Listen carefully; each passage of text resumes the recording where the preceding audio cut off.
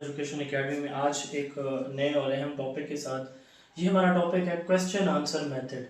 Question answer method basically एक ऐसा instruction method है जिसमें सारे का सारा लेक्चर, सारी की सारी इंफॉर्मेशन जो टीचर ने अपनी इंस्ट्रक्शन के दौरान बच्चों तक पहुंचानी है वो through question and answer deliver की जाती है।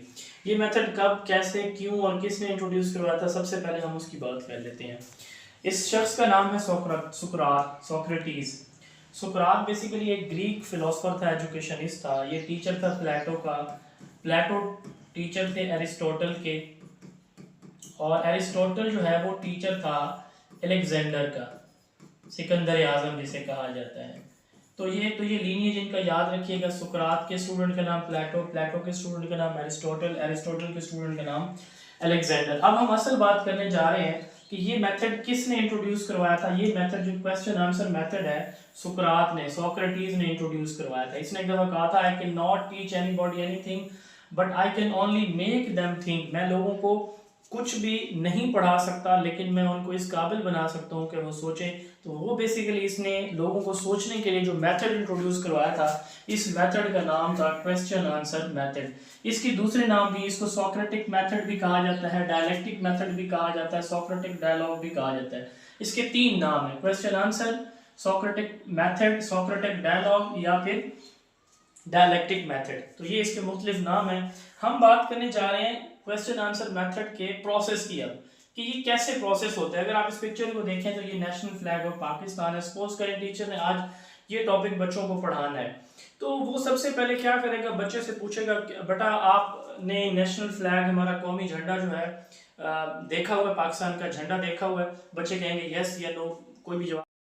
फ्लैग के अंदर बच्चों कलर कितने हैं। अब बच्चा कहेगा कि दो कलर हैं, व्हाइट एंड ग्रीन कलर होता है, या हो सकता है कोई बच्चा जवाब ना भी दे सके।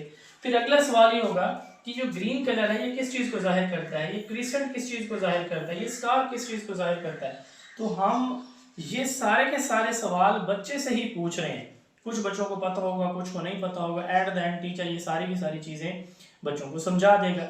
मिसाल के तौर पर जी हमारे फ्लैग में कितने कलर हैं, तो कुछ कहेंगे जी ये क्या, कुछ कहेंगे दो है, तो टीचर बता देगा कि हमारे फ्लैग में दो कलर हैं। ठीक है, वो इस तरह का झंडा दिखा भी देगा क्लास में कि ग्रीन एंड व्हाइट कलर है। अब ग्रीन कलर किस चीज को जाहिर कर रहा है, व्हाइट कलर किस चीज को जाहिर कर रहा है, ये क्रिसेंट चांद और ये सितारा किस चीज को जाहिर कर रहा है। तो टीचर इस तरह से क्वेश्चन आंसर्स के थ्रू क्या करेगा, टॉपिक बच्चों को डिलीवर करेगा। तो ये बेसिकली एक सिंपल मेथड होता है और बहुत इंपॉर्टेंट मेथड है।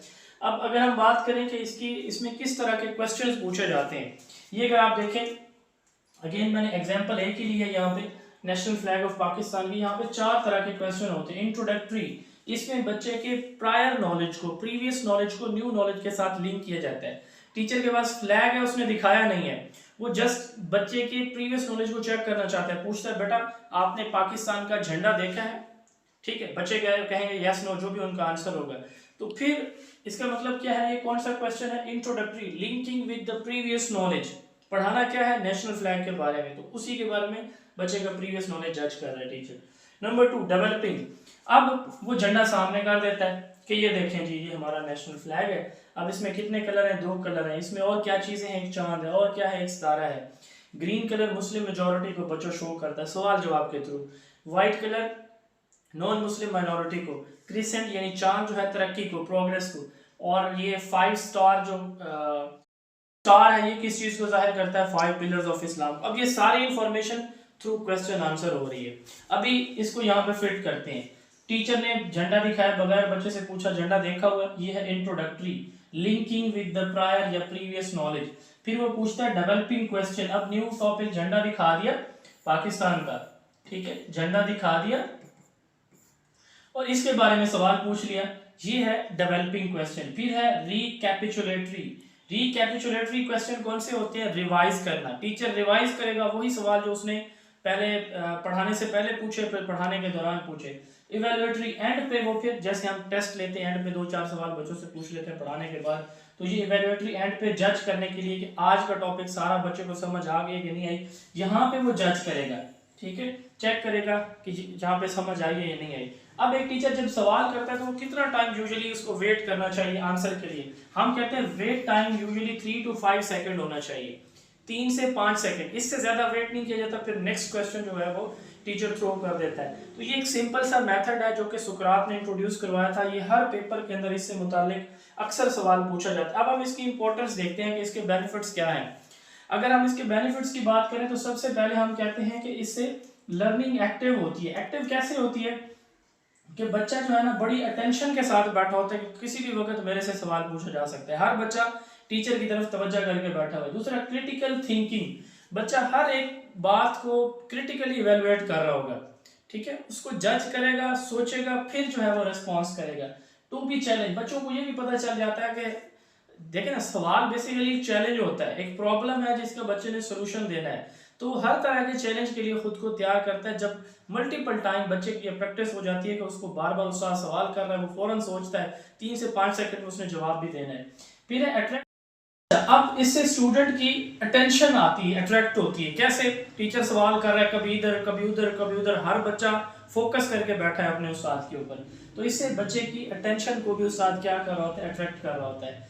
अच्छा, ये एक साइन है कि जब बच्चे सारे के सारे साइलेंट बैठे हैं तो इसके मतलब उनको नहीं समझ आ रही, और जब बच्चे सारे के सारे सवाल कर रहे हैं, सारे के सारे बच्चे one by one randomly class से क्वेश्चन थ्रो किए जा रहे हैं टीचर की तरफ, तो ये एक साइन होता है कि क्लास में बच्चे अटेंटिव और अट्रैक्टिव बैठे हैं और they are understanding everything the teacher is teaching, ठीक है।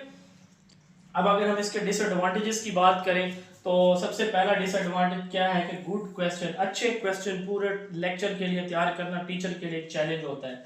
दूसरा, not suitable for all subjects. अब मैथ है, जैसे मैथ में हम तो क्वेश्चन आंसर नहीं बच्चे को करा सकते ना हर एक चीज़, इसी तरह साइंस के बहुत सारी चीज़ें ऐसी हैं जो बच्चे ने कभी ज़िंदगी में देखी नहीं है तो वो भी हम नहीं करा सकते।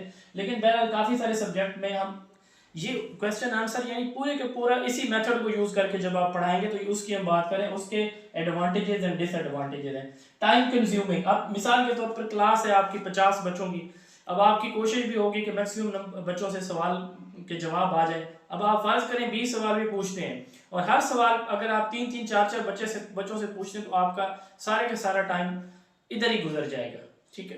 तो ये टाइम कंज्यूमिंग है। दूसरा, कुछ स्टूडेंट हेजिटेट करते हैं जिनका कॉन्फिडेंस लो होता है, और कुछ स्टूडेंट जो है ना वो डेविएट भी हो जाते हैं, टॉपिक से हट भी जाते हैं। कुछ स्टूडेंट जो एक्टिव होते हैं, जो सोशल होते हैं, एनर्जेटिक होते हैं, जिनका आईक्यू स्ट्रांग होता है, वो बच्चे डोमिनेंट रहते हैं क्लास के ऊपर। बहरहाल ये एक बड़ा अच्छा और अहम मेथड था जिसको हमने डिस्कस किया। अगर आपको जोन ऑफ एजुकेशन की बुक्स चाहिए, सब्जेक्टिव जो ऑब्जेक्टिव, आप हमारे किसी भी ऑनलाइन सेशन का हिस्सा बनना चाहते हैं, 033280559005 0332 80 55 905 इस नंबर पे व्हाट्सएप पे आप